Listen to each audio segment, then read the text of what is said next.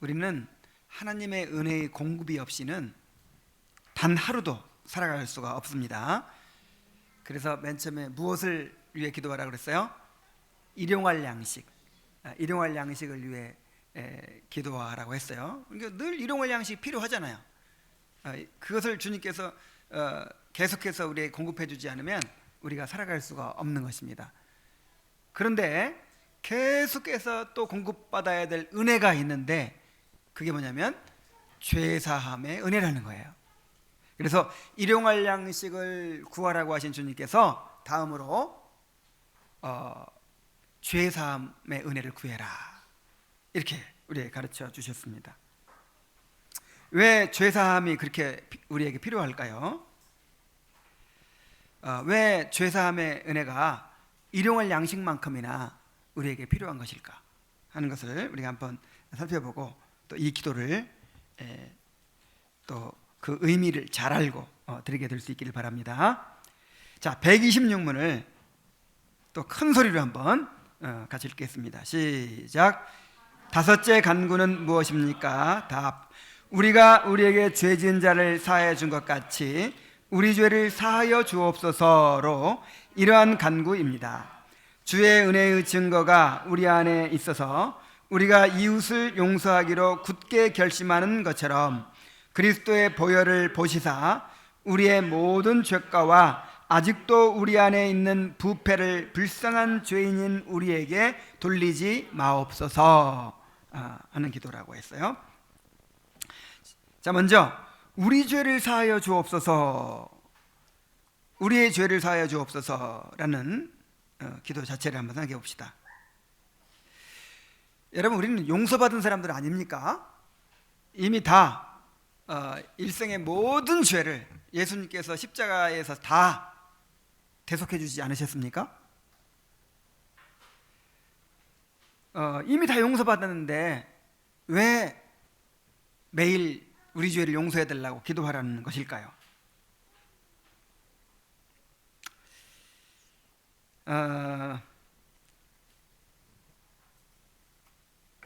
우리는 이미 예수님의 십자가로 죄사함 받고 또 예수님이 이루신 완전한 순종의 의를 전가받아서 하나님께로부터 영원히 의롭다 하심을 받았죠. 그래서 하나님은 우리를 바라보실 때 예수님만큼 완전한 의로 보십니다. 이것이 칭의라고 하는 거예요. 우리를 하나님이 이렇게 의롭다고 인정해 주신 것입니다. 근데 이것은 이 하나님의 영혼의 관점에서 이루어진 일이에요. 하나님은 과거도 없고 미래도 없다고 그랬죠. 그냥 하나님한테는 모든 것이 현재예요. 그래서 하나님께는 다 이루어진 거예요. 이미 우리가 다 이제 하나님의 자녀가 됐고 우리의 죄가 다 용서받았고 우리의 구원도 다 이루어진 것입니다. 근데 우리는 시간 속에 살고 있단 말이에요. 시간 속에 살고 있는 우리에게는 아직 우리 입장에서 보면은 구원이 완성됐어요, 안 됐어요? 안 됐죠. 그래서 여전히 우리 안에는 죄가 있어요. 이 죄의 부패성이 우리 안에 있어요. 그리고 우리는 날마다 그 부패로 인해서 실제로 죄를 범하고 있습니다. 마음의 생각으로 범하죠. 그 다음에 말로 범하죠. 그 다음에 행동으로 범하죠. 하지 말아야 될 것을 못한 것뿐만 아니라 마땅히 해야 할 것을 못하고 있는 것도, 하지 않는 것도 다 죄예요. 우리는 지금 가만히 앉아서도 엄청난 죄를 짓고 있어요. 마땅히 마음을 다해서 하나님을 사랑하지 않고 있으면 그게 죄인 거예요.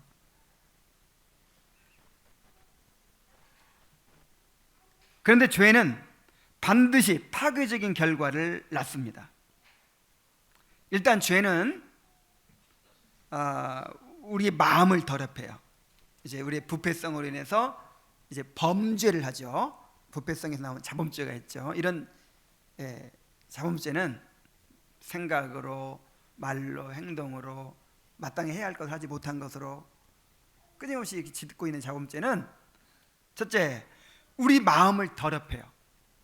죄는 마음을 더럽게 합니다. 그 다음에 하나님과의 교제를 가로막아요. 죄를 지으면 하나님의 임재를 누리지 못합니다.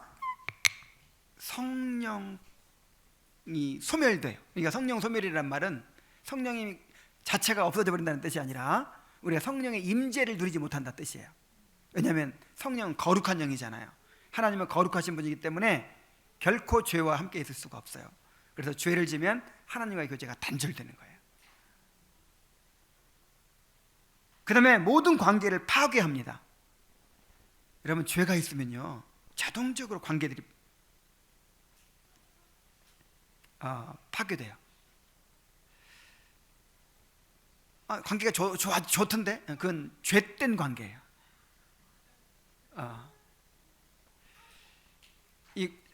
모든 관계가 부패하고 타락하고 또 끊어지고 이렇게 됩니다. 죄는 관계를 파괴합니다. 의인은 화평을 가져오고, 그 다음에 죄는 반드시 하나님의 심판과 징계를 낳게 됩니다. 하나님은 우리를 사랑하시기 때문에 그 사랑하는 자를 근실히 징계하신다 그랬어요. 그래서 죄는 하나님의 심판과 징계를 낳는다는 사실을 우리가 기억해야 됩니다. 로마서 8장 6절 13절에 이렇게 말했어요. 육신의 생각은 사망이요 영의 생각은 생명과 평안이니라. 육신의 생각은 뭐라고요? 사망. 이거는 어쩔 수가 없어요. 육신의 생각으로 살아가면서도 생명과 평안을 좀 누리면 안 될까? 이건 안 돼요. 육신의 생각으로 살아가면서 뭔가 좀 하나님의 은혜를 누리려고 하면 안 된다니까요. 육신의 생각은 반드시 뭘 낳는다? 사망을 낳는다. 영의 생각은 생명과 평안이니라. 영의 생각으로 살아가야 생명과 평안을 누리죠. 그리고 너희가 육신대로 살면 반드시 죽을 것이로되 영으로서 몸의 행실을 죽이면 살리니 그랬어요. 자, 육신대로 살면 반드시 죽어요. 사망률 몇 프로? 100% 죽어요. 죽는다는 말은 이제 그 육신대로 사는 사람이 구원받지 않은 사람이죠. 구원받지 않은 사람은 영원히 멸망한다 그 뜻이에요. 근데 구원받은 사람도 육신대로 일시적으로 살 때가 있죠. 그럼 영원한 사망은 아니겠지만 그 사망을 경험적으로 경험해요. 사망 경험해봤죠? 지난주에도 경험해봤죠? 그래서 내가 육신대로 살면 반드시 죽는다. 이거는 정말 우리가 반드시 기억하고 살아야 돼요. 골로새 3장 5절에 그러므로 땅에 있는 지체를 죽이라. 곧 음란과 부정과 사욕과 간종욕과 탐심이니 탐심은 우상 숭배니라. 이것들로 말미암아 하나님의 진노가 임하느니라. 여러분, 하나님은 진노하시는 하나님이십니다. 화약에다가 성냥불 그어대면 어떻게 돼요? 폭발하죠. 그런 것처럼 하나님의 거룩하심, 품성은, 하나님의 거룩하신 성품은 죄에 대해서는 폭발하게 되어 있어요. 진노를 폭발하게 되어 있어요. 하나님은 무슨 하나님? 진노하신 하나님. 그래서 물론 당신의 사랑하는 자녀들에 대해서는 이제 뭐 이렇게 지옥에 던져버린다든지 하진 않겠죠. 그러나 그 죄는 미워하시기 때문에 우리를 징계하세요. 우리 자녀가 어디 가서 거짓말을 배운 거야. 살짝 남의 거 훔친 걸 배운 거예요. 자, 어떻게 해야 되겠어요? 자녀는 사랑하죠. 내가 잘 못 돌봐서 이런 못된 것을 배웠구나. 그러면 자녀는 사랑해요. 그러나 뭐가 미워요? 그 도둑질하는 습관, 그 거짓말하는 그게 너무 미워요. 그래서 그걸 어떻게 해야 돼요? 매를 때려야지. 매를 때려서 따끔하게 혼을 내서 그 못된 버릇을 떼놔야죠. 하나님께서 이렇게 하십니다.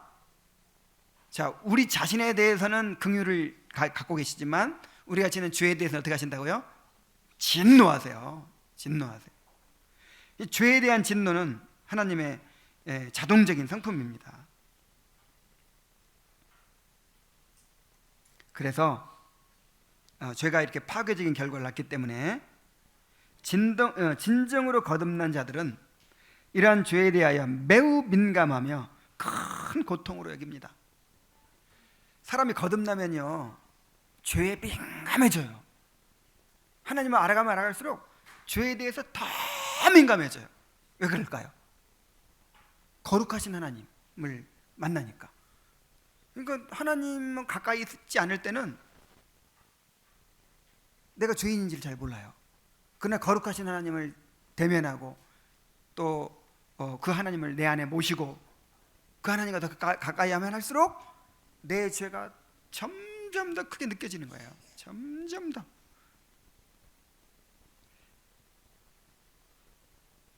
이 죄가 우리 마음을 더럽히고 하나님과의 교제를 가로막고 정말 그 영의 생각들을 다 더럽히고 그 하나님을 즐거워하는 마음을 다 뺏어가 버리고, 이런 것에 대해서 이 거듭난 성도들은 괴로워하는 거예요. 그래서 마태복음 5장 3절 6절에 이것은 이제 성령으로 거듭난 천국 백성들의 특징을 얘기한 것인데 이렇게 말씀합니다. 심령이 가난한 자는 복이 있나니 천국이 그들의 것이며 애통하는 자는 복이 있나니 그들이 위로를 받을 것이며 온유한 자는 복이 있나니 그들이 땅을 기업으로 받을 것이며 의에 줄이고 목마른 자는 복이 있나니 그들이 배부를 것이며. 자, 성령으로 거듭난 자의 특징이 뭐예요? 심령이 가난해요. 심령이 가난하다는 말은 이제 이 시편 51편 17절에 말하는 것처럼, 자, 하나님께서 구하시는 제사는 상한 심령이라 그래요. 상한 심령, 깨져버린 마음, 산산이 부서진 마음. 거룩하신 하나님 앞에서 내 죄를 보기 때문에 정말 그 이제 나중에 철이 들어가지고 어머니의 사랑이 얼마나 큰지를 알았어요. 그 어머니가 나를 위해서 얼마나 희생하시고 그런 걸 알았어요. 그러면서 내가 어머니한테 못했던 걸 막 이제 비로소 철이 들어가 깨닫게 된 거예요. 그때 마음이 어떨까요? 정말 완전히 상한 심령이 되겠죠. 이게 심령이 가난한 자인 거야. 그래서 애통하게 되죠. 애통. 정말 그 아픔, 그 쓰라림, 정말 어찌할 수 없는 그 애통이 있어요. 그래서 온유한 자가 되죠. 그렇게 애통하니까 자기 죄를 깨닫고 애통하는데 남한테 큰 소리 쳐요? 잘났다고 큰 소리 쳐. 이제는 입이 있어도 할 말이 없어요. 누가 내 거 뺏어가면 그래 가져가. 이 죄인이 뭐 이제 그렇게 되는 거예요. 막 내 권리 주장하고 막 이거 아직 지금 덜 깨졌어 지금. 그래서 그렇게 겸손해진 자가 외적으로 온유해지는 거예요.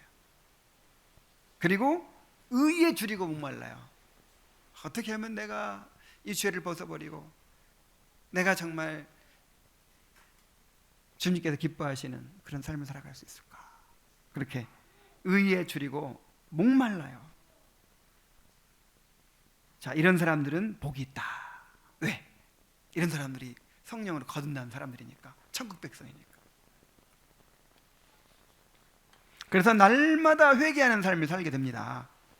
그래서 교리문답에 이렇게 말했습니다. 우리의 모든 죄와 아직도 우리 안에 있는 부패를 두 가지를 얘기하고 있죠. 모든 죄, 이거는 아마 이제 자범죄를 얘기하는 거예요. 자범죄. 그 다음에 우리 안에 있는 부패를, 불쌍한 죄인이 우리에게 돌리지 마옵소서 그러잖아요. 그러니까 회개라는 게 뭐냐면요, 하나님, 내가 이번에 거짓말한 거 용서해 주세요. 내가 화내고 상처 준 거 용서해 주세요. 요게 회개가 아니에요. 이거는 일반 사람들도 다 해요. 다 하죠. 이건 회개가 아니에요. 그럼 회개가 뭐예요? 그런 자범죄들을 통해서 내 안에 있는 부패를 발견하는 거예요. 그래서 우리가 범하는 죄만이 아니라 그 죄를 통해 우리 안에 있는 부패성을 깨닫고 죄사함의 은혜를 구하는 것입니다.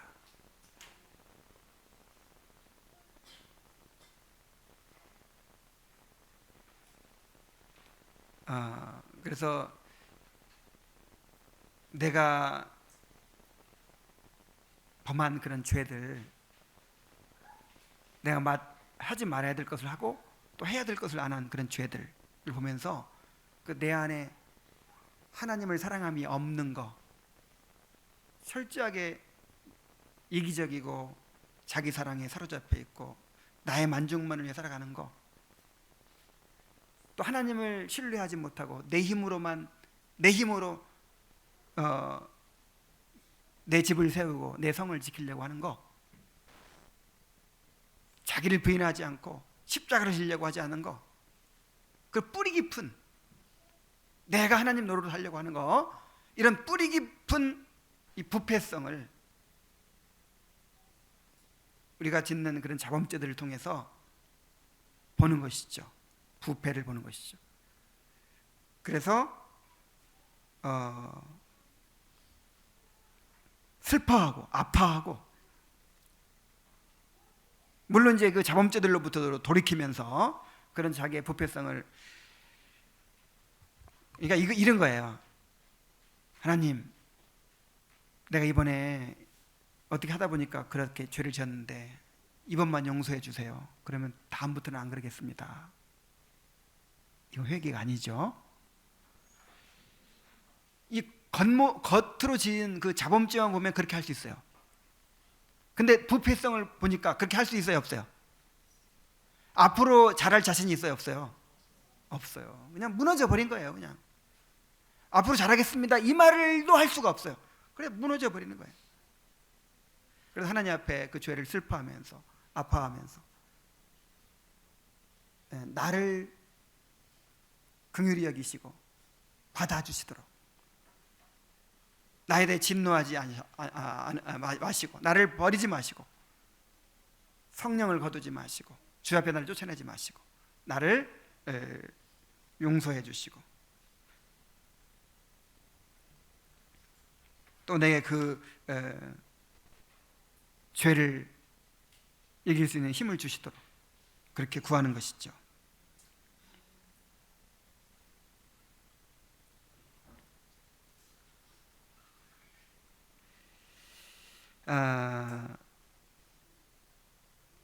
그래서 요한일서 1장 8절로 10절에 이렇게 말했습니다. 만일 우리가 죄가 없다고 말하면 스스로 속이고 또 진리가 우리 속에 있지 아니할 것이요. 요한일서는 그 이단 분별하는 책이거든요. 이단 분별. 그러니까 진정으로 거듭난 사람이 어떤 사람이고, 아니면 말로만 지식으로만 그렇게 자기가 신앙 고백만 그럴싸한 그런 속이는 자가 누군가, 요걸 이제 분별하는 책인데 뭐 여러 가지가 있죠. 형제 사랑하는 거, 뭐 율법에 순종하는 거, 뭐 여러 가지 증거들이 있는데, 또 하나의 증거는 뭐냐면 죄에 대한 문제예요. 만일 우리가 죄가 없다고 말하면, 나는 주님의 은혜로 바리새인처럼, 세리와 바리새인이 성전에 기도하러 올라갔잖아요. 하나님, 내가 저 세리처럼 되지 않은 거 감사합니다. 감사했죠? 뭐 잘못한 거 없어요. 감사했어요. 근데 뭐가 문제예요? 내가 죄 없다 하면 여기에 해당되는 거예요. 지금 자기의 죄를 깨닫지 못하고 있어요. 정말 깨달으면 어떻게 해야 돼요? 세리처럼 가슴을 치면서 애통해야죠. 근데 그게 없어. 그게 여호와께서 구하시는 제사는 무슨 제사다? 상한 심령이다.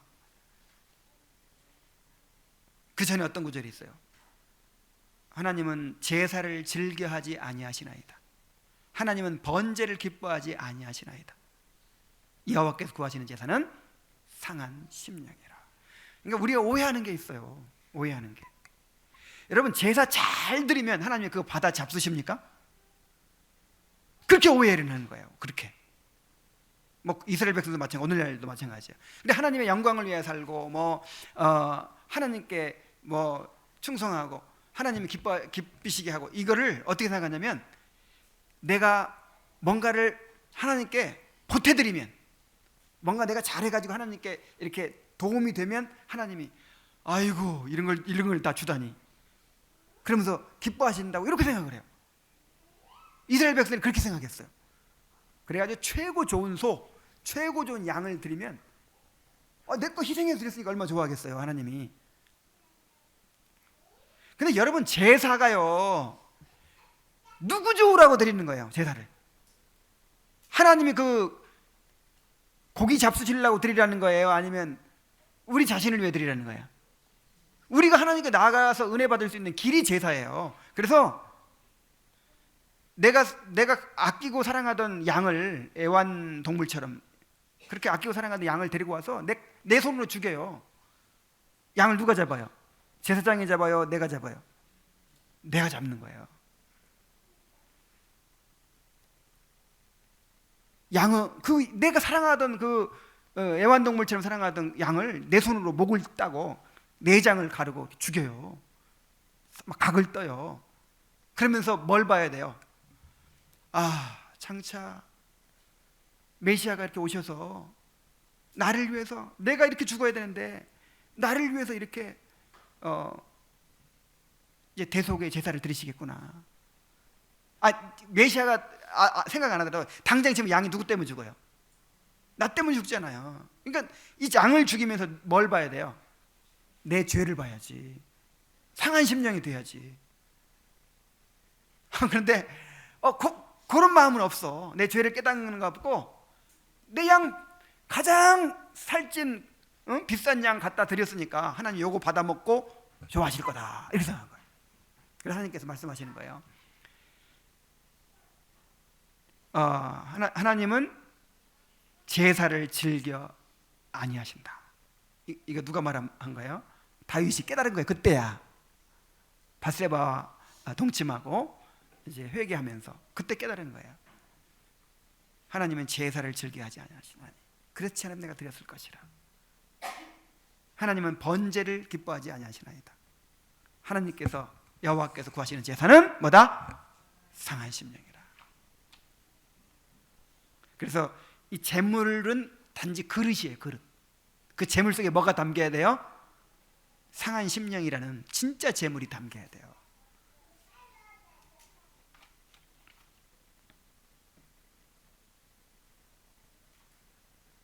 그래서 만일 우리가 죄가 없다고 말하면 스스로 속이고 또 진리가 우리 속에 있지 아니할 것이요.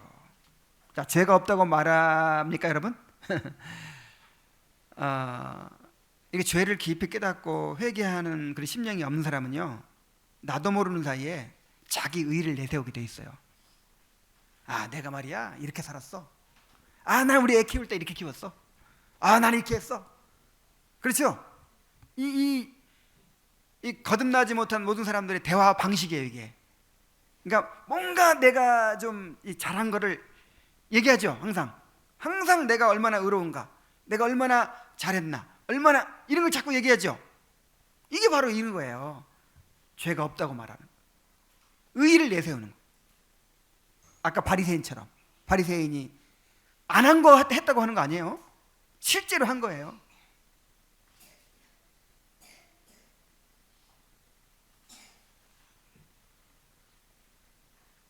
그래서 그런 사람들은요, 스스로 속이는 사람들이고 또 진리가 우리 속에 있지 아니할 것이요.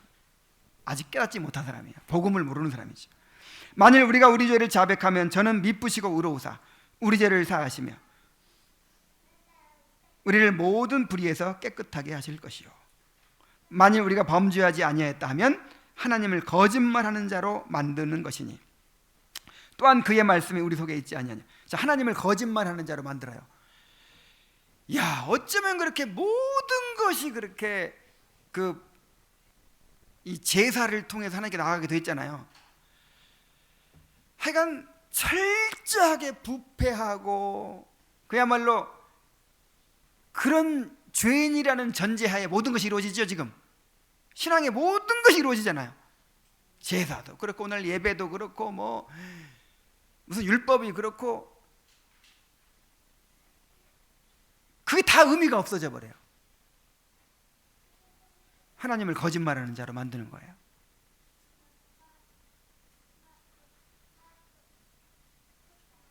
그래서 우리가 날마다 범하는 죄를 통해서 우리 안에는 그 부패성을 깨닫고 상하고 통회하는 심령으로 하나님 앞에 늘 이 죄사함의 은혜를 구해야 되는 것입니다. 이렇게 날마다 자신의 죄를 깨닫고 회개하는 과정을 통해서 성화가 이루어지는 거예요. 성화가 구원이 이루어져 가는 거예요. 구원이. 그래서 여기서 이렇게 얘기합니다. 교리문답에서 죄사함이 없이는 구원을 받을 수 없는데 하나님께서는 죄사함을 바라지 않는 자에게는 구원을 베푸시지 않는다. 교리문답에서 말한 게 아니라 우르시누스, 이 교리문답을 만든 우르시누스가 그 해설집에서 하이델베르크 교리문답 해설에서 이렇게 얘기했어요. 다시 한번 읽어드릴게요. 죄사함이 없이는 구원받을 수 없는데 하나님께서는 죄사함을 바라지 않는 자에게는 구원을 베푸시지 않는다. 그러니까 누가 죄사함을 바라지 않고 있는 사람은 그 사람 구원 받겠어 못 받겠어요? 받을 수 없죠. 지금 나는 죄사함이 별로 그렇게 크게 필요하지 않아. 그 죄사함에 대해서 갈망이 없는 사람, 그 사람은 구원 받아요 못 받아요? 받아요 못 받아요? 못 받아요. 그런 사람은 구원하시지 않는다니까. 그러면 이제 이 구원파 같은 사람은 그런 얘기 할 거예요. 아니 과거에 지은 죄, 현재에 지은 죄, 미래에 지은 죄 다 한꺼번에 예수님이 다 지심으로 이미 다 용서받았는데 아니 회개 안 한다 구원 못 받아? 이렇게 얘기할 거 아니에요. 구원파만 아니라 오늘날 일반적으로 뭐 다 그렇게 구원파적인 복음이 다 지배하고 있어요 지금. 자, 이것도 뭘 오해하고 있는 거냐면, 자, 하나님의 영혼 속에서 작정하신 것은 어떻게 이루신다? 시간 속에서, 우리의 시간 속에서 성취해 가시는 거예요. 그래서 구원은 은혜로 단번에 받는 것이지만 어떤 과정이 없이 기계적으로 이루어지는 것은 아닙니다. 하나님은 자신의 죄를 회개하며 성화를 이루어가는 자가 천국에 들어가도록 구원하신 거예요. 이제 우리가 구원받았다라고 하는 것은 이제 구원받았으니까 이제 회개도 필요 없고 아무렇게나 해도 나는 천국 간다, 그게 아니라 끊임없이 회개하고 죄를 씻고 그렇게 하는 과정을 통해 성화를 이루어가는 과정을 통해서 어디 가도록? 천국에 가도록. 내가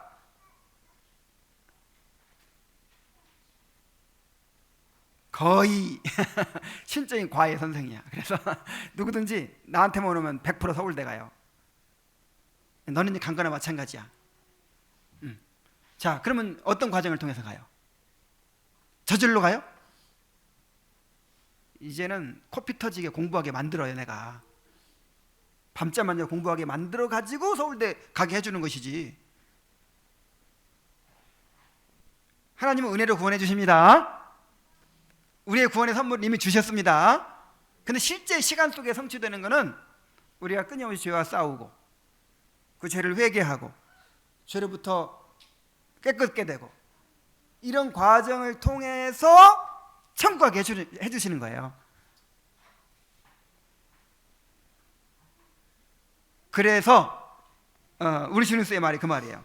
죄사함이 없이는 구원받을 수 없는데 하나님께서는 죄사함을 바라지 않는 자에게는 구원을 베푸시지 않는다.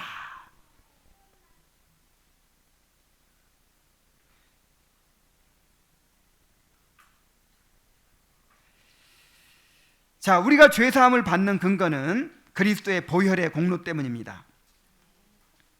또 교리문답에 이렇게 얘기했죠. 그리스도의 보혈을 보시사 우리의 모든 죄가와 아직도 우리 안에 있는 부패를 불쌍한 죄인인 우리에게 돌리지 마옵소서. 그리스도께서 자신이 드린 희생제사를 근거로 우리를 위하여 중보하고 계시죠, 지금도. 그래서 사람들이요, 오전에 그런 얘기했죠. 낮아지심에서의 사역이 있고, 그 다음에 무슨 사역이 있어요? 높아지신 위치의 사역이 있죠. 근데 이 높아지신 위치의 사역을 몰라요. 그 멜기세덱의 계통을 따라서 영원한 제사장이 되셨다고 했잖아요. 그걸 몰라. 뭐만 알아요? 낮아지심의 사역, 이 십자가로 우리 죄를 다 사했다, 끝. 그밖에 몰라요. 이 십자가로 우리 죄를 다 이제 대속했으니까 이거를 우리한테 적용시켜야죠. 그걸 성취시켜야죠. 그 사역을 지금 주님께서 하고 계신 거예요. 그 사역을 지금 구원을 완성하고 계시는 거예요. 그러니까 부활 승천이 없으면, 하나님 보좌 우편에 앉으심이 없으면 우리의 구원이 이루어져야 안 이루어져요? 이루어져야 안 이루어져요? 안 이루어지죠.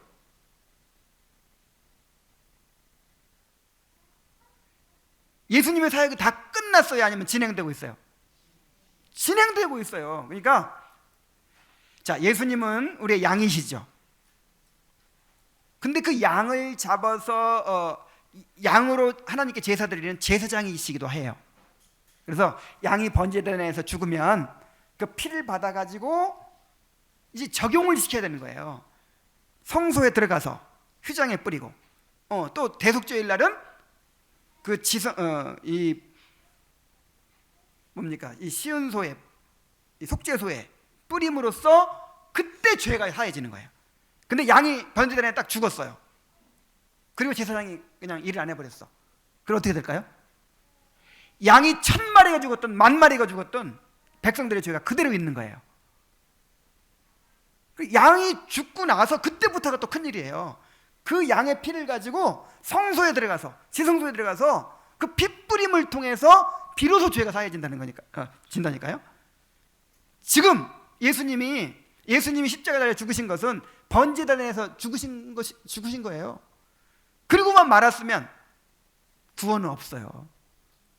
이제 그 피를 가지고 어디로 가셨어요, 지금?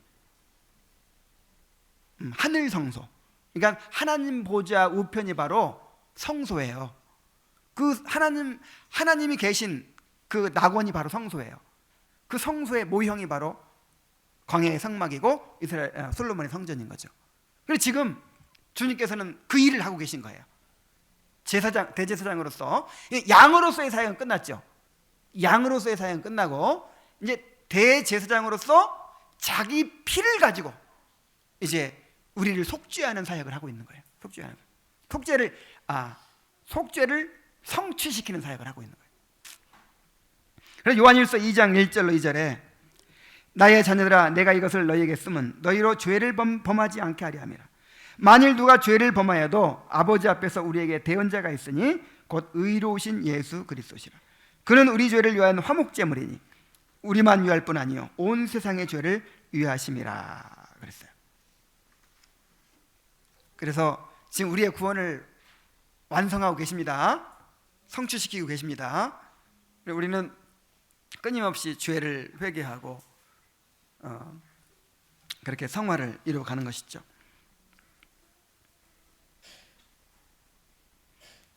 우리는 날마다 하나님께 나아가서 죄를 자백하고 죄사함의 은혜를 누려야 합니다.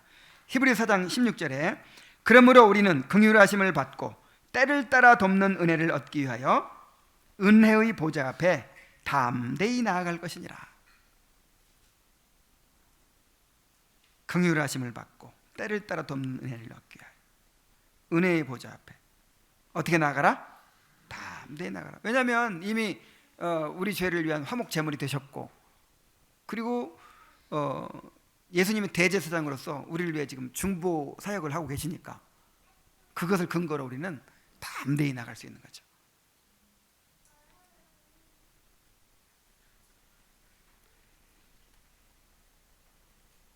그런데 우리 죄를 사하여 주옵소서 라는 기도에 전제가 하나 붙어 있어요. 우리가 피하고 싶은 전제가 하나 붙어 있어요. 그게 뭐냐면 우리가 우리에게 죄 지은 자를 사하여 준 것 같이 우리 죄를 사하여 주옵소서. 자, 뭐처럼 사해 달라고? 우리가 우리한테 죄 지은 자를 사하여 준 것 같이 꼭 그렇게 주님도 우리 죄를 사하여 주옵소서. 이렇게 기도하는 거예요. 자, 왜 주님께서 이 전제를 우리에게 또 가르쳐 주셨을까요? 죄를 사해 달라는 기도에 왜 이 말씀을 덧붙이셨을까요? 자, 일단 우리가 다른 사람을 용서하는 조건으로 하나님이 우리 죄를 용서해 주신다는 뜻은 아니겠죠. 왜 그럴까요? 그렇다면 우리가 아무도 하나님의 용서를 누릴 수 있는 사람이 없을 거예요. 왜냐하면 우리가 완벽하게 용서할 수가 없잖아요. 우리는 먼저 하나님의 은혜를 받지 못하면 하나님이 받으실 만한 어떠한 선도 행할 수가 없습니다. 자, 이 기도가요, 이미 구원의 은혜를 받은 자들에게 주신 기도라는 사실 우리가 기억하고 봐야 돼요. 자, 누구한테 주신 기도예요? 이미 구원받은 자들, 이미 1만 달란트 탕감받은 자들에게 주신 기도예요. 그래서 교리문답에서 이렇게 얘기하죠. 주의 은혜의 증거가 우리 안에 있어서. 자, 무슨 증거가 있어서? 구원받은 증거, 죄사함 받은 증거가 우리 안에 있어서. 자, 죄사함 받은 증거가 뭐예요? 죄를 용서해 주는 거예요. 이게 구원받은 증거예요. 이게 용서받은 증거예요. 주의 은혜의 증거가 우리 안에 있어서 우리가 이웃을 용서하기로 굳게 결심하는 것처럼 무한한 죄를 사함받은 사람이라면, 그리고 계속해서 죄사함의 은혜로 살아가고 있는 사람이라면 다른 사람의 죄를 용서함으로 그 증거를 드러내야 합니다. 이것이 하나님의 은혜를 인정하는 삶이에요. 감사하는 삶이에요. 이것이.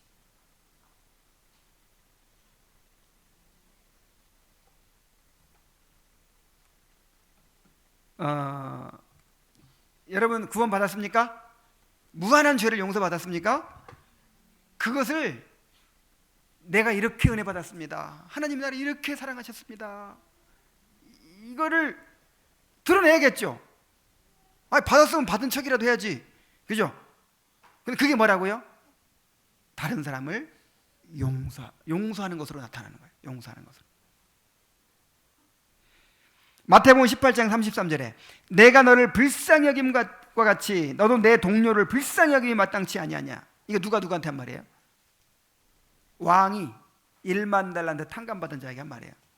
왕이 화가 난 건 왜 화가 난 거예요? 왕이 베푼 은혜를 부인한 거죠. 이게 내가 1만 달란트 탕감받았으면 그게 뭔가 나타나야 될 거 아니에요. 가장 분명히 어디서 나타나야 돼요?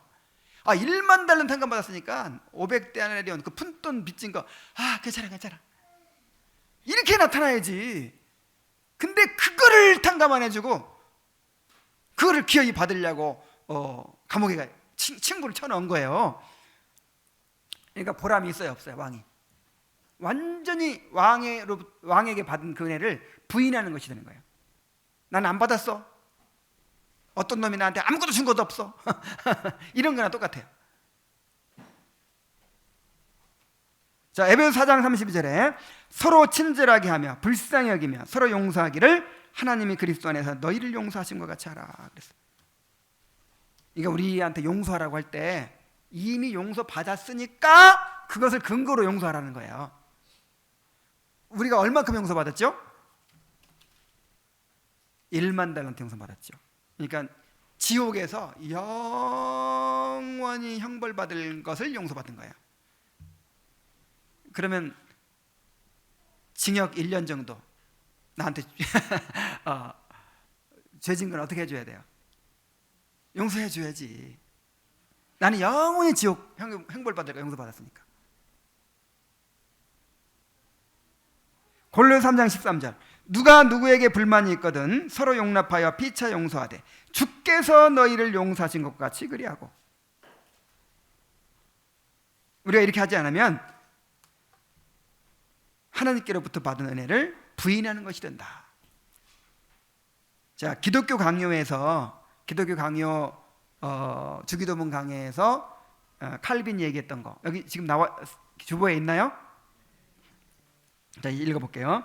뿐만 아니라 주님께서는 바로 이러한 증표를 통해서 용서하기를 꺼리고 복수하고자 하는 마음이 불릴 듯하며 다른 사람들을 향하여 끈질기게 적개심을 행하고 자기들은 다른 사람들에게서 분노를 당하지 않기를 바라면서 다른 사람들을 향하여 분노를 일으키는 그런 자들을 하나님의 자녀의 반열에서 제외시키며 그리하여 그들이 감히 하나님을 아버지로 부르지 못하도록 하시는 것이다. 그러니까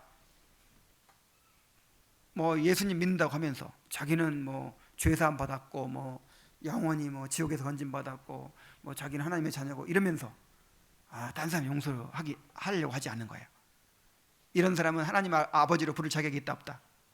구원받은 사람이 아니라는 거예요. 정말 구원받은 사람이라면 그 증거가 나타나야 된다는 거죠. 그래서 또 다른 말로 하면요, 이 말씀은 자신의 죄를 이제 회개하는 것인데 자신의 죄를 깨닫고 진정으로 회개하는 자가 되라는 거예요. 그냥 말로만 내 죄를 용서해 주옵소서 하지 말고 진짜 회개하는 사람이 되라는 거예요. 진짜 회개하는 걸 어떻게 알 수 있을까요? 야, 진짜 회개하네 이 사람. 어떻게 알 수 있어요? 그러니까 맨날 나는 죄인입니다, 죄인 괴수입니다 그러면서 말은 그렇게 하는데 진짜 회개 안 하는 사람이 있어요. 근데 진짜 회개하는 사람은 달라요. 자, 어떻게 다를까요? 아까도 그랬죠. 회개란 자신의 드러난 죄를 통해 자신의 부패성을 깊이 깨닫고 상한 심령으로 하나님의 긍휼을 구하며 죄를 버리고 하나님께로 돌이키는 것입니다. 이렇게 진정으로 회개하는 사람은 다른 사람의 죄를 용서하게 될 것입니다. 자신의 죄를 깨닫고 하나님의 긍휼을 구하는 사람이 다른 사람의 죄가 도저히 용서되지 않는다는 것은 있을 수가 없습니다.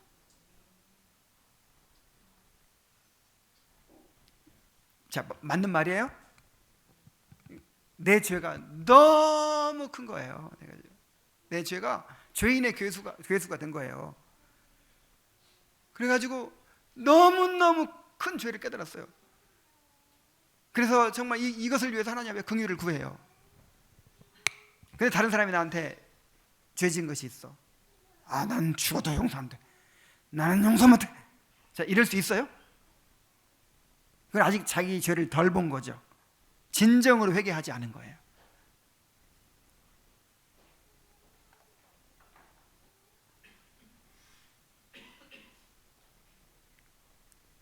그래서 우리가 우리에게 죄 지은 자를 용서해 준 것 같이 우리 애를 용서해 달라고 하는 기도는 정말 진정으로 자신의 죄를 깨닫고 그렇게 상한 심령으로 그리고 회개하는 자가 되라는 것입니다. 그리고 한 가지 더, 이 기도는요, 이 전제가 붙은 것은 우리에게 죄사함의 확증을 주시기 위한 거예요. 자, 뭘 주시기 위해서? 우리가 하나님께 받은 은혜로 다른 사람을 용서할 때 하나님께서 그와 같이 우리 죄를 그렇게 용서해 주시는 것을 더욱 확신할 수가 있는 것입니다.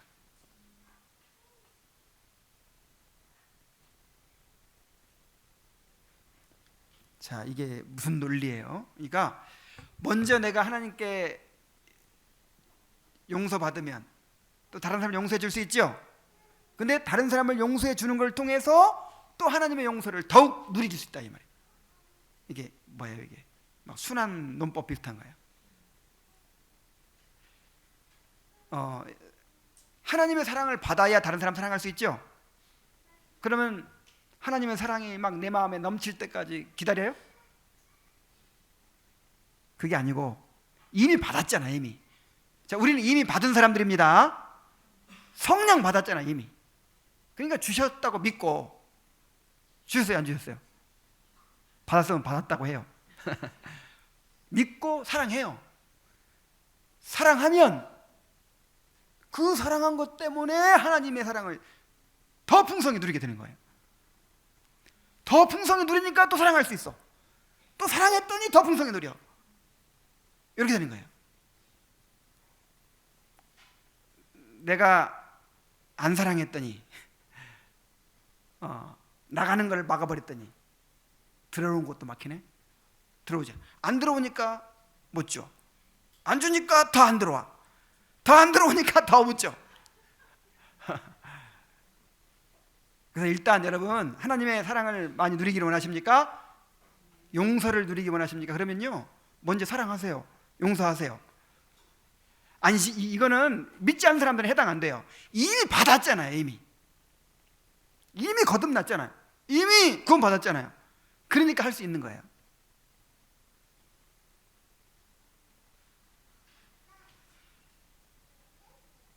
그리고 칼빈이 또 이렇게 해설을 했습니다.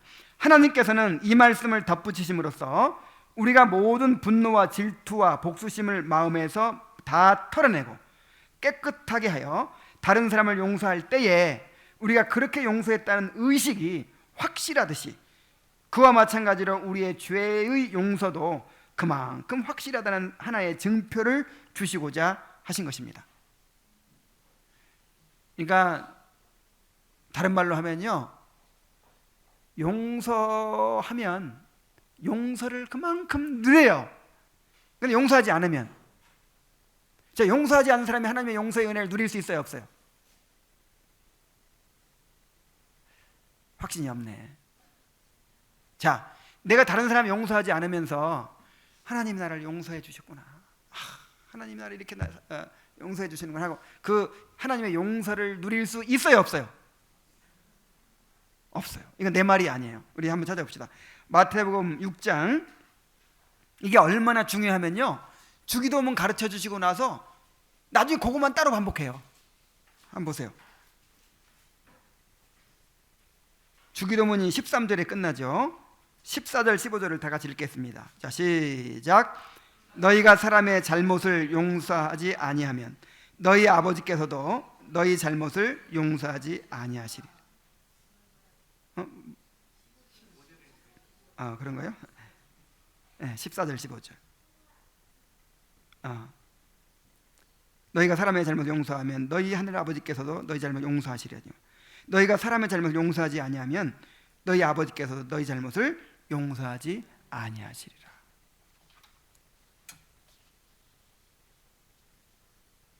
용서하시기 바랍니다. 용서했습니까? 진정으로 용서했다는 것을 어떻게 알 수 있는가? 이 토마스 왓슨이라는 청교도는 이렇게 얘기했어요. 첫째, 복수를 하겠다는 일체의 생각과 싸울 때 막 복수해주고 싶어요? 복수가 꼭 이렇게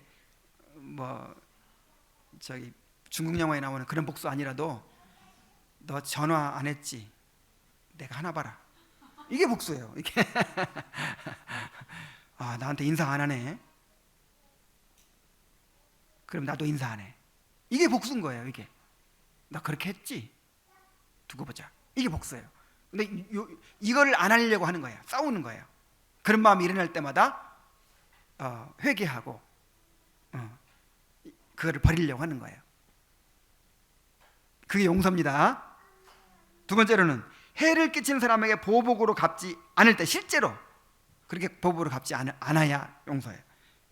셋째, 오히려 잘 되기를 빌어줄 때, 그 사람이 정말 잘 됐으면 좋겠다. 이게 완전 용서된 거예요. 이제. 넷째, 그들이 재난이나 재앙을 당할 때면 슬퍼하며 아파할 때. 다윗이 사울 죽었을 때 막 울었잖아요.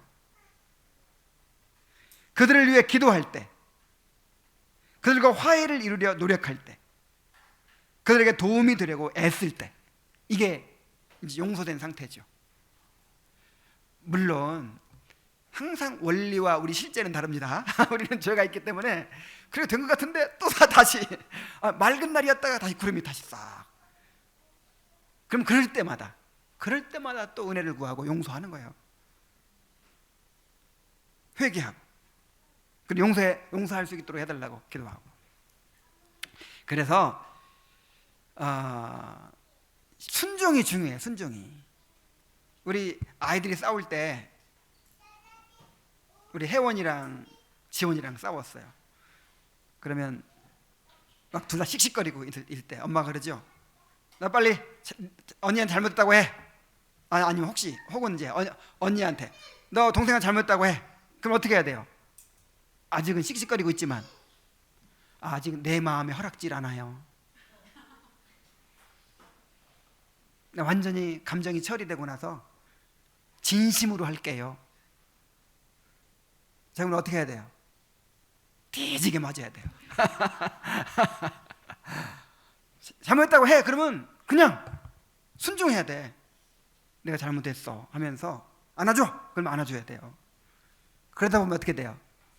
풀려요. 그래서 원수를 위해 기도하라 그러죠? 여러분, 원수가 누구예요?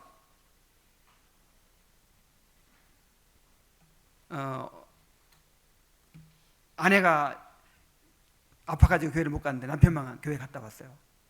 근데 갔다 오더니 그렇게 잘해주더래요. 오늘 무슨 말씀 들었냐고. 원수를 사랑하라고 그러더라. 지금 나하고 감정이 안 좋고 이게 원수예요. 이 사람이 원수예요.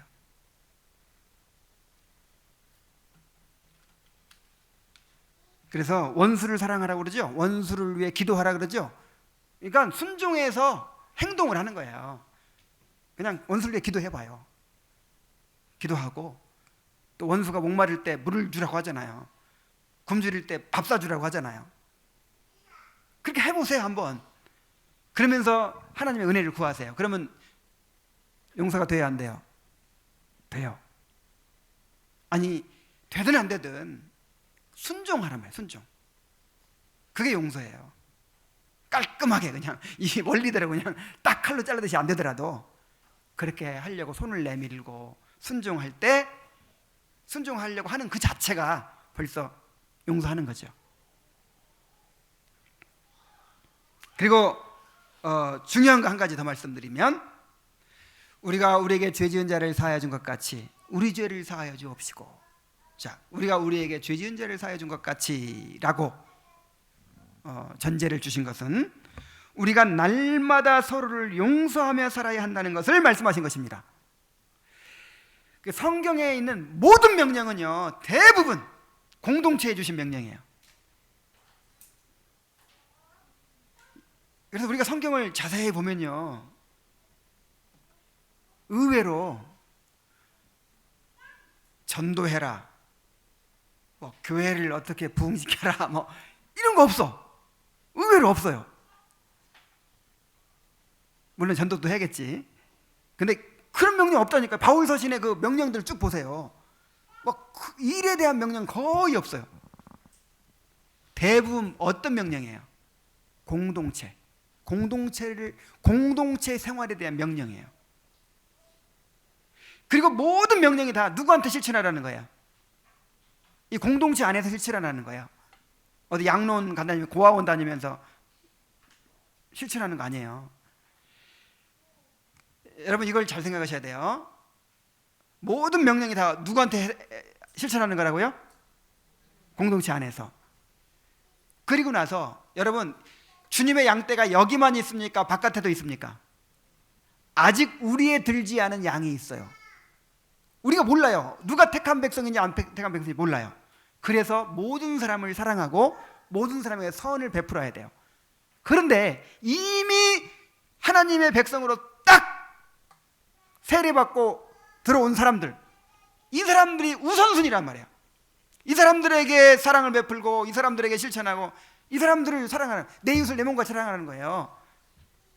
그리고 나서는 이 세상 사람들에게는 이 안에도 하나님의 백성들이 있으니까, 누가 긴지 아닌지 모르니까, 그러니까 이제 이 공동체에 대한 사랑이 확장되는 거죠. 먼저는 어디라고? 공동체 안에서. 먼저는 공동체 안에서. 그래서 이 공동체 생활을 위해서 주신 명령이에요. 주신 기도예요. 우리는 모두 죄인들입니다. 죄인들이 모여서 그리스도의 몸을 이루고 있어요. 얼마나 서로를 용서하고 용서받아야 할 일이 많겠습니까?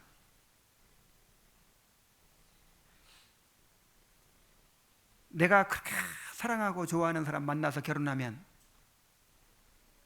싸워요, 안 싸워요? 조금 싸워요, 많이 싸워요? 엄청나게 싸우죠. 결혼은 한 사람의 죄인을 가장 가까이에서 관찰할 수 있는 기회가 되는 거야. 죄인을 가장 가까이서 관찰해요.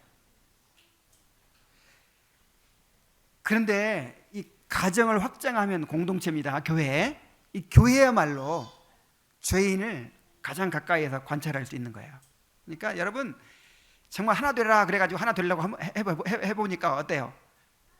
사람들마다 전부 다 온전한 사람이 없어요. 더 온전한 것처럼 보이죠? 다 속에 들어가면 아이고 정말 다 문제들이 다 있어. 전부 다 그 문제들이 고쳐지지 않을 문제야. 평생 가지고 갈 문제들이 있어요. 성격이 다 모나고 다 한 가닥씩 하고요. 뭐 없는 사람이 없어요. 근데 그런 사람들이 모여 있으니까 문제가 있겠어요, 없겠어요? 엄청 많죠. 그래서 여러분 자꾸 이렇게 이제 교회 공동체에 대해서 얘기할 때 이상적으로 생각하면 절대 안 돼요. 좀 미성숙한 사람들은요, 이 교회 공동체를 이상적으로 생각합니다. 주님의 교회는 싸움도 없어야 되고 모든 사람들이 다 나를 내려놓고 전부 다 다른 사람을 먼저 생각해야 되고 오늘 설교 들었잖아. 응? 자, 근데 그렇게 돼요, 안 돼요? 이 죄인들 어떻게 돼요? 어떻게? 오히려 죄만 발견되네요. 죄만. 그래서 용서할 일밖에 없어요. 용서. 그래서 여러분 가정과 세상 사람과 차이가 뭐예요? 안 싸운다는 게 차이입니까? 아니 가정에서 더 싸운다니까. 자, 무슨 차이예요? 똑같이 싸우되 아니 오히려 더 싸우되 용서가 있어요. 용서가 오래 참아요. 문제도 있지만 해결도 있어요. 근데 세상에서는 용서가 있어요, 없어요? 조금 자르면 잘라버려. 무슨 용서가 있어요? 그리고 문제가 있으면 해결이 돼야 안 돼요? 해결이 아니라 잘라버려. 네. 해결할 필요가 뭐가 있어요? 골치 아프게. 그 사람 아니라도 얼마든지 상대할 사람이 있는데. 그러나 가정은 버릴 수가 있어요, 없어요? 평생 못 버려요. 평생 안고 가는 거예요. 가정, 교회가 그런 곳이에요. 교회는 안 싸우는 곳이 아닙니다. 교회는 싸워요. 싸워. 부딪혀요. 그러나 용서가 있어요. 교회는 문제가 많아요. 그런데 해결도 있어요. 왜냐하면 자기 부인이 있거든요. 십자가가 있거든요. 내세를 묵상하거든요. 주님의 사랑이 있거든요. 성령께서 역사하시거든요. 은혜가 있거든요. 그래서 늘 자주 제가 인용하지만 고린도서 13장에 보여주는 사랑의 덕목들은 대부분 나에게 잘못하는 사람들에 대한 것입니다. 오래 참고 온유하며 성내지 아니하며. 성질날 일이 많으니까 성내지 말라고 그랬지. 악한 것을 생각하지 아니하며. 이게 이제 복수하지 말라는 거거든요. 모든 것을 참으며 모든 것을 믿으며 모든 것을 바라며 모든 것을 견디느니라. 이게 공동체 안에서 실천해야 될 사랑의 덕목들이에요.